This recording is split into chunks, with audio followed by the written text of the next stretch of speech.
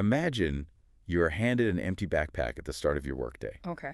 And it seems light enough at first, right? Correct. But every time someone interacts with you, they just drop a small, heavy stone into that bag. Right. It adds up fast. Yeah, exactly. Like, say a third grader comes into class crying because of a fight at home. That is a jagged, heavy stone. Oh, for sure. That's a massive one. And then a sudden, massive administrative policy change comes down from the district requiring this total curriculum overhaul by Friday. That is another stone. It's just tossed right in there. Right. You break up a conflict in the hallway between two teenagers, another stone. And you just have to keep smiling, keep carrying this increasingly massive weight, and somehow find the physical and, the emotional energy to wake up and do it all over again the next day. It is a profound invisible burden. I mean, it really is. And society largely expects the people carrying those backpacks to just, I don't know, develop stronger shoulders in isolation. Yeah, exactly. Rather than offering any actual structural help to unpack the stones. Well, welcome to the deep dive. Today, we are unpacking that invisible backpack. It's about time. It really is. We are looking at a topical text titled More Than Pizza Friday, along with some really comprehensive brand facts from a K-12 mental health platform called MentalSpace School. Which is a super interesting platform. It is. Our mission for this deep dive is to explore the brutal reality of the emotional toll teaching takes and to really examine how comprehensive professional mental health support is reshaping K-12 education across the state of Georgia. And this is a vital mission because, teaching is a uniquely emotionally demanding profession. Right. You cannot simply clock out mentally and hide behind a spreadsheet when your job centers entirely on human development. You just can't. No, you can't. The sources we are analyzing today detail this massive paradigm shift. It's moving away from a system that just applies superficial bandages to the symptoms of burnout, and it's moving toward a system that's actively treating the root psychological causes. Okay, let's unpack this.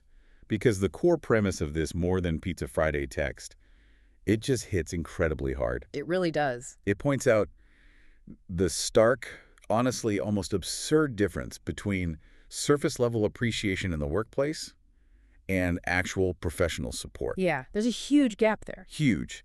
And I want to start by posing an initial framing question to you. When a school district talks about quote-unquote wellness, are they actually talking about clinical wellness? Or are they just talking about keeping the staff functioning just long enough to drag themselves across the finish line of the school year? Wow, yeah. Historically, wellness in the education sector has basically been synonymous with mere endurance. Endurance. Exactly. The operational goal has mostly been providing just enough temporary relief so that a teacher can survive until Friday. Or make it to winter break, maybe. Right, exactly. But endurance is the complete opposite of wellness. True wellness means possessing the actual psychological resources to process the demands of the job in real time. Which is so rare. It is. And to understand the specific solution MentalSpace School is providing, we have to look really closely at the crushing reality of the problem described in the text. The text is so vivid about this emotional labor. It asks educators to be honest about the last time a supervisor or, an administrator asked how they were doing and actually waited to hear the real unvarnished answer. Which almost never happens. Right. The stressors are just relentless. I mean, you are absorbing the trauma and anxiety of dozens of students daily. Dozens of them, yeah. You are navigating intense administrative pressures. You are managing classrooms full of highly diverse, competing needs. At the same time. All once. And then the text highlights the wild contrast between this heavy emotional labor and the perks usually offered as a remedy. Oh, the perks? Yeah, the perks for free coffee in the break room, a casual Friday where you are graciously allowed to wear jeans. The denim reward. The denim reward. Yeah. And of course, the infamous Pizza Friday. Let's just paint a picture here. Imagine a teacher who has just spent 45 minutes de-escalating a student in an absolute crisis. Which takes so much out of you. Completely draining their emotional battery. And then they walk into the break room to find a lukewarm slice of pepperoni pizza meant to somehow make it all better. What's fascinating here is the massive psychological mismatch between the problem being experienced and the proposed solution. It's almost comical. It is, because surface-level perks like a slice of pizza or wearing denim, those are tools designed to address morale. Okay, morale. Right. Morale is about your general mood or maybe your temporary surface-level satisfaction with your environment. Burnout, however, is a systemic physiological depletion of your mental and physical resources. And we see the difference. Yeah, you cannot cure systemic nervous system depletion with a slice of pepperoni. Definitely not. It is essentially offering a purely cosmetic fix to a deeply structural psychological problem. It's like trying to fix a massive foundation crack in a house by putting a nice new coat of paint on the living room walls. That's a perfect way to put it. Right. I mean, it might look a little nicer for an afternoon, but the house is still actively sinking into the ground. Let's take that metaphor a step further, actually. Eventually, the floor caves in. Yeah. In the context of a school system, that floor caving in looks like a mass exodus of veteran teachers mid-semester. Which we see happening all the time. All the time, or a massive spike in stress-related medical leaves. The structural damage just becomes impossible to ignore. I want to push back on this for a second, though. Let's play devil's advocate here. Sure. Student stress, behavioral issues, changing administrative demands, these are essentially just the job description of a teacher. Right? Well, yes and no. I mean, they are inherent to the environment. Is it actually possible to fix this? Or is the goal just to make an inherently terrible system slightly more bearable? That's a really fair question. But separating the stressor from the reaction is a crucial distinction here. Okay. You cannot eliminate the existence of stress in a classroom. You just can't. A school is a cross-section of society. Trauma and conflict will always walk through those front doors. That's true. But what can be fixed is how the individuals within that system are equipped to process that stress. The goal of a platform like MentalSpace isn't to magically make the stressors disappear or just make them bearable. Right. The goal is to provide evidence-based clinical interventions so that the daily stress doesn't metabolize into long-term burnout. So treating the root cause, not the symptom. Exactly. Well, that brings us to the actual methodology MentalSpace School brings to their partner schools in Georgia, because they are moving way beyond the break room perks into some heavy-duty clinical territory. They really are. The text outlines some very specific interventions. They do burnout prevention workshops. Right. They have structured peer support groups. And, crucially, direct access to licensed therapists. This is huge. It is. And the text notes, these aren't just feel-good measures either. They are driving measurable outcomes in teacher retention and actual classroom effectiveness. Let's break down the mechanics of why those specific tools yield those outcomes, because it really comes down to neurology. Neurology. Yeah. In the text, they discuss teachers absorbing student stress. When a teacher absorbs that without a clinical outlet, their nervous system enters a constant state of threat or fatigue. Oh, wow. In clinical terms, they become dysregulated. Let's pause there for a second, because dysregulated is a term thrown around a lot in psychology. It is, yeah. What does a dysregulated teacher actually look like in, say, a third-grade classroom on a random Tuesday morning? A dysregulated teacher is operating purely from the fight, flight, or freeze part of their brain. Just survival mode. Exactly. Survival mode. It looks like snapping at a child just for dropping a pencil.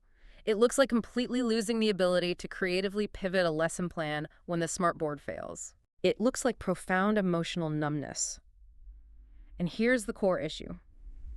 A dysregulated teacher cannot effectively co-regulate a dysregulated student. Wait, co-regulate? What does that mean? Co-regulation is the process where a calm, grounded adult lends their stable nervous system to a panicking child to help them calm down. Oh, I love that phrasing, lending your nervous system. Yeah, but the catch is you cannot lend a calm you do not possess. That makes total sense. Mm. So when MentalSpace introduces a licensed therapist or a structured peer support group, what is the actual mechanism of change happening there? They are providing a designated professional container for that absorbed trauma. Instead of taking it home. Right. Instead of taking the heavy stones from the backpack home to their families or just letting them crush their own nervous system, the teacher processes them with a professional. Like actually unpacking the bag. Precisely. When you process that emotional labor, you regain your cognitive bandwidth. That mechanism directly leads to retention because the job is no longer actively destroying the teacher's health. And it leads to classroom effectiveness because a regulated teacher is infinitely more capable of managing a room full of 30 distinct personalities. Here's where it gets really interesting, though. MentalSpace School isn't just like dropping a meditation app into an app store and telling teachers, hey, good luck, remember to breathe. No, not at all. The text emphasizes that they partner directly with K-12 schools to actually embed this evidence-based wellness right into the staff's daily routine. Which is such a critical difference. It is. Think about your own job for a moment. What would happen to your daily stress levels if your workplace didn't just offer you a casual Friday, but actively provided structured, evidence-based burnout prevention as a core part of your professional infrastructure? It changes the entire psychological contract between the employee and the employer. Completely. It shifts from a purely transactional relationship to a supportive ecosystem. Ah. And looking at the brand facts for MentalSpace School, their approach heavily relies on treating the school as an interconnected ecosystem. Which provides a really perfect bridge to the next major point in the source material. Yeah. Because if we've established that the teacher needs to be regulated in order to help the student, well, what about the student's own crisis? Exactly. I mean, a highly regulated teacher is great, but a teacher still isn't a licensed psychiatrist. They can't treat clinical depression or severe trauma. Precisely. If you only support the staff, you're still leaving the root source of the classroom stress, which is often student mental health crises, totally unaddressed. They're just waiting for the next explosion. Right. MentalSpace School's infrastructure in Georgia isn't just for educators.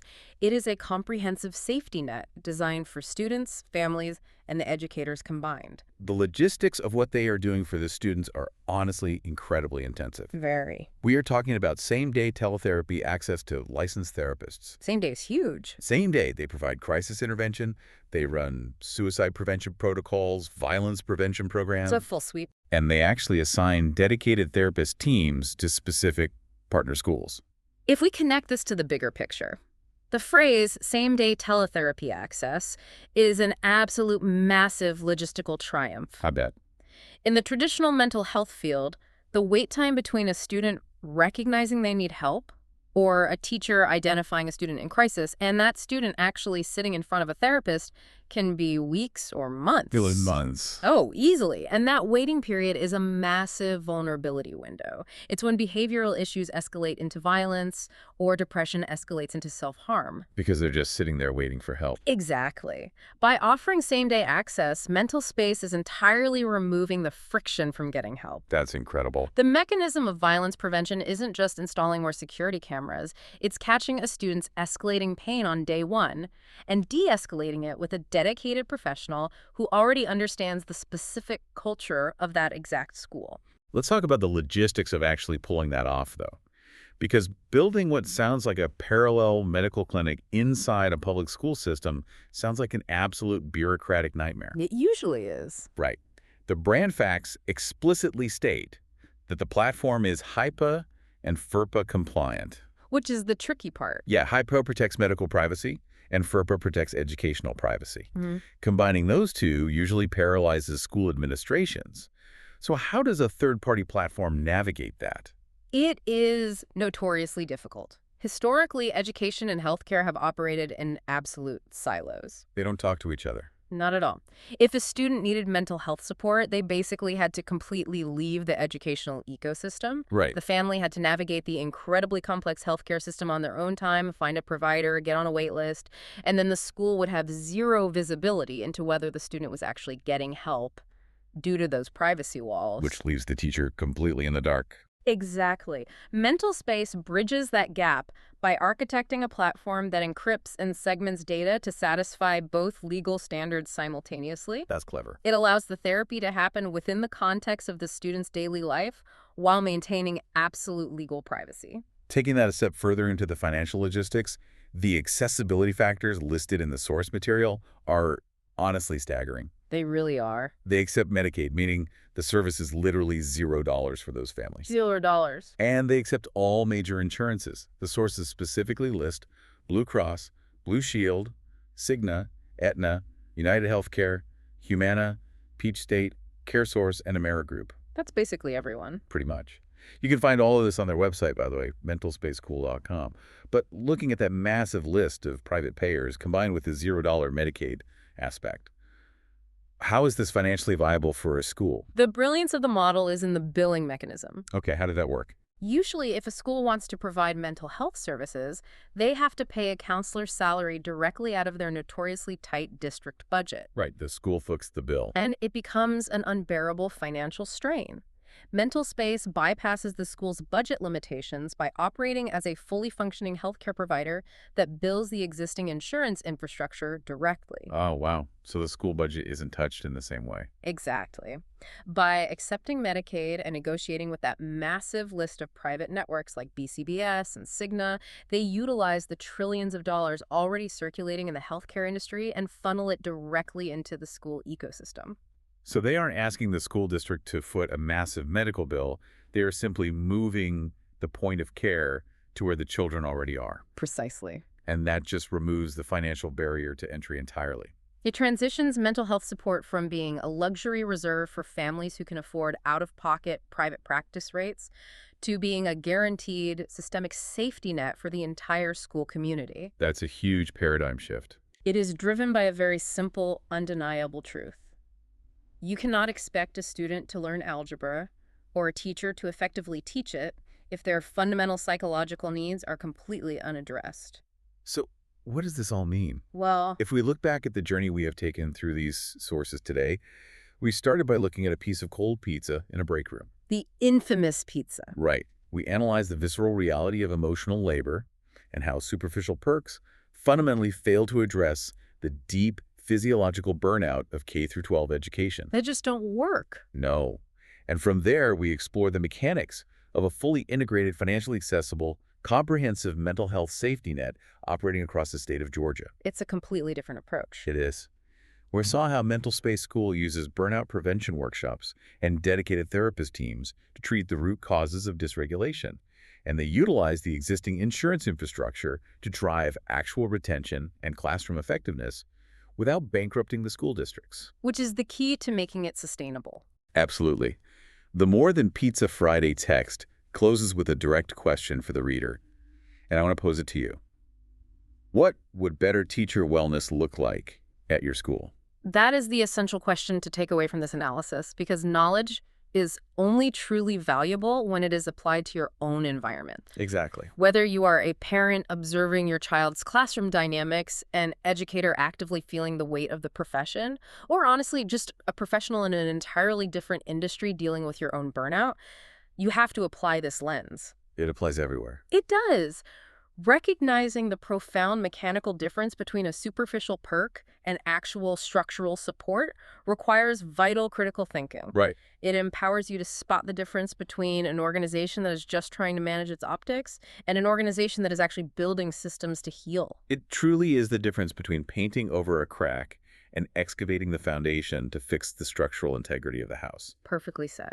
And I want to leave you with one final thought to mull over, building on everything we've discussed today regarding that invisible backpack. Okay. We know from the text that teachers absorb the heavy traumatic stress of their students every single day. Every day. But if a school district doesn't have a comprehensive clinical system like MentalSpace in place to help those educators process that weight, where does all that absorbed, unprocessed stress eventually go? That's the terrifying question. It really is. Mm. If no one is there to help unpack those heavy, jagged stones from the backpack, the stones don't just magically disappear. Who ultimately ends up paying the heavy price when the bag finally breaks?